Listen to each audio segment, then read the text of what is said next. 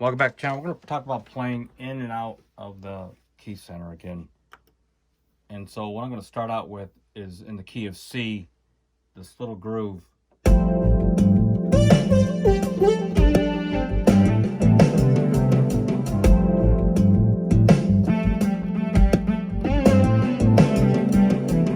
Okay, so that's in the key of C and it's all fine and dandy, but sometimes you want to play in and out. And it took a lot of transcribing, and I still didn't understand it, by the way. You transcribe sounds and licks from other like jazz artists, and still you may not even know what they're doing in terms of, because they're not explaining it. It's like up to you to kind of culminate a method of what they're actually doing. And what actually is happening is they're going in and out of the key center, and they're playing different concepts in another actual key, but then there's a method to it because they're always going back to the home key. So step one is understand the notes that make up whatever chord you're playing on at the moment. So in this case, it was C. And then understand the relationship of whatever you're going to play. So I'm going to play the key of B over the C.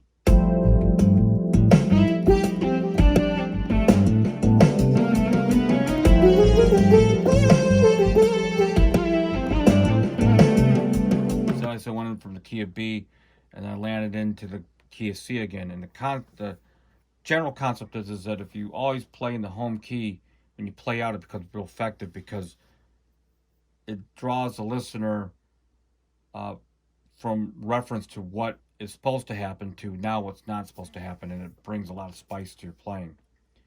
And then the melodic licks, I mean, you can learn a lot by transcribing a lot of other guitar players and sax players and keyboard players.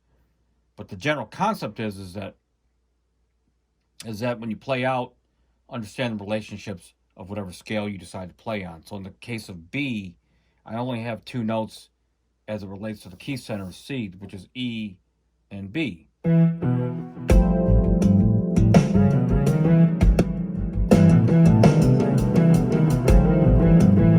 Those two notes. And the thing is those two particular notes, B is a tension note in the harmonic pocket, but it's not part of the harmonic pocket. And E is part of the harmonic pocket.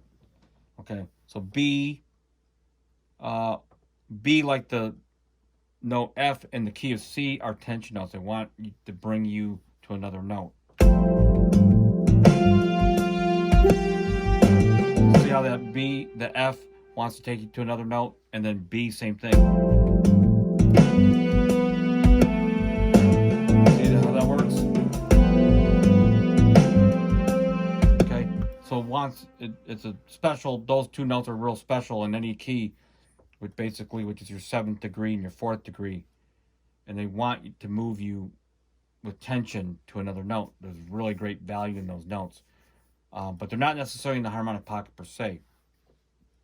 So the relationship to the B and C are just those two notes. So know where those notes are and utilize those notes so that when you dig back in, you know where you are with the diatonic scale if you're going to stay in that key of B and you're going to land on one of those two notes. Okay. The other option is, and I'm just going to set this up as an exercise, is if I go into the key of B, let's just pick G sharp. Now let's say I want to go back in. So now I'm in. Hear that? Let's do F sharp. So I'm going to go half step up. Okay. So you can hear that note to note relationship of being in and being out, kind of like the Eddie Van Halen method. One other expansion on that idea is to go outside note like I just did to the inside, but this time as you go on the inside note, include that note into a lick, really baby stepping your way through.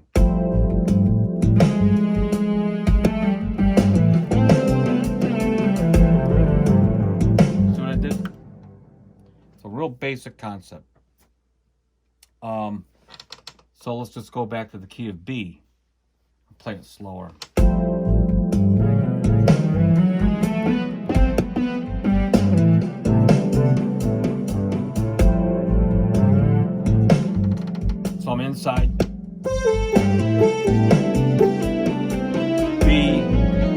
back in.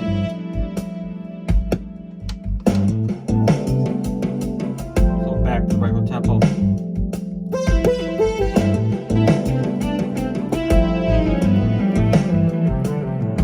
And back out. Okay, and you can do that in any key, really. Starting out with any key and go to any other key. As a matter of fact, depending on what key you're doing, may actually have more common chord tones. So the outside effectiveness is very mild.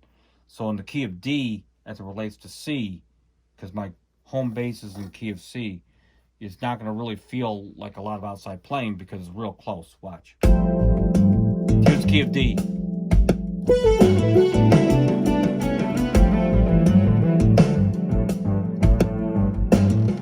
It's really not much of a difference.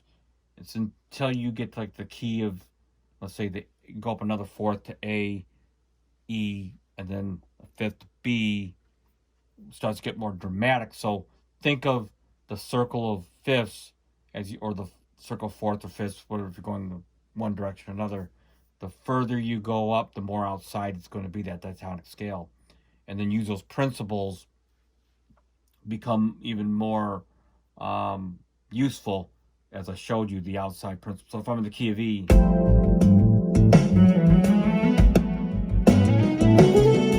now I'm back in.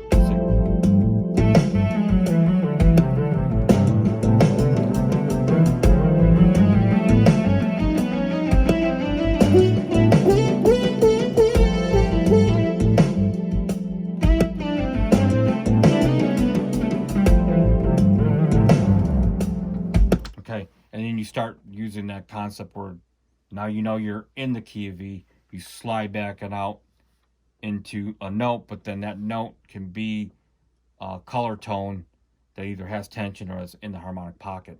So if I slide out of E and land on B, watch what happens. It's not gonna be sour, but it's gonna want you to move to another note.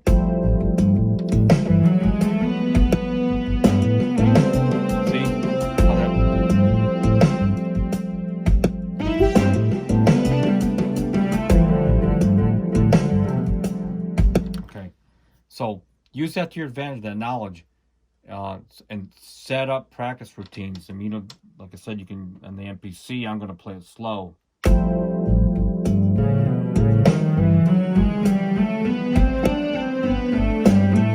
Instead of landing on the B, and I use that tension note to bring it into a line to move it back into the harmonic pocket.